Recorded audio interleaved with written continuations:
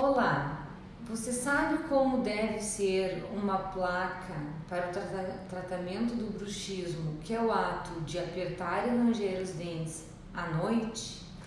Ela não é uma placa flexível como essa de silicone e com o formato dos dentes.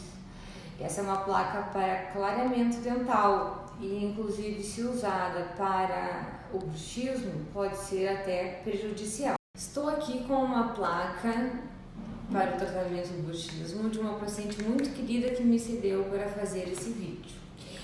A placa correta de bruxismo ela é de acrílico, rígida, pode ser usada na arcada superior ou na arcada inferior. Essa é na arcada superior. Essa superfície deve ser o mais lisa possível. Como ela é usada na arcada superior, os dentes inferiores devem tocar nela com a mesma intensidade, todos os dentes. Isso fará uma desprogramação neuromuscular e relaxando essa musculatura, protegendo a articulação, além do desgaste dentário. Então, não se deixe enganar.